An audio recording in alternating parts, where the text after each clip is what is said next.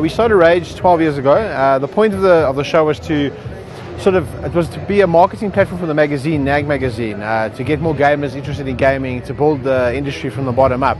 And therefore, obviously, we'd benefit if we had more gamers in the country, the magazine benefits. So, that was the initial plan with the show, but now it's grown into this crazy, mad weekend where we have tens of thousands of people coming over the weekend. So I think we've achieved our goals of growing sort of geek culture and gaming culture in the country. And now this year we got probably one of our biggest shows ever.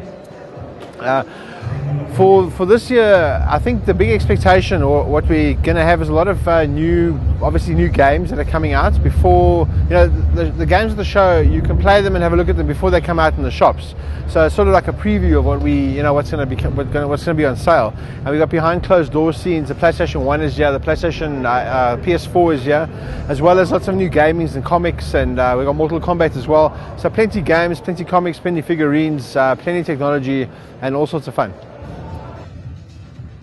The gaming industry in this country, from a perspective of rAge and rAge, we've only ever seen growth. The show's just got more and more people every year. So I guess more people are getting involved in gaming, interested in gaming. But I know from a commercial point of view, money is always tight for everybody. So what people used to be able to buy 4, 5, 6 games a year, that's changed to 2 to 3 games a year. So there's a lot less money going into gaming. It's not true for everybody. It's just some people. And I think a lot of people, there's just a lot of big resurgence in mobile gaming. There seems to be a big thing these days as well.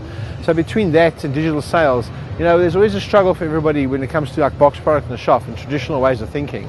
And I also think it's hard for businesses to adapt to all these quick changes that seem to be happening all the time. So these are some of the challenges we have. But fortunately for us, we don't really see a lot of the challenge because we're always experiencing growth all the time, and that's that makes everybody happy. In terms of trends in the gaming industry, what we see a lot of these days is there's big franchises that keep getting produced or pumped out every year. You got your Assassin's Creed, your Call of Duty, and your Battlefields. There's very little innovation happening out there. Some people do have it. Some companies do put new games out, and they're either successful or not. So I think because there's so much money going into gaming these days, it's a big risk to develop a new title that's not going to sell for sure.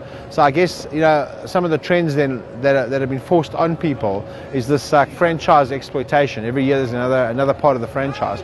Another big thing that I've been seeing all the time is the DLC and content to buy. So people give you a framework of a game, and then for another $10 or $20 you're going to have to buy another character or more missions and so on. I don't really like that. I don't think it's a great way to go, because I come from a background where games are complete when you buy them and then you finish them and that's the end of it. So I guess the trends that have been pushed on consumers are based on the economic situation and the size of gaming. So that's kind of the circle that's in at the moment.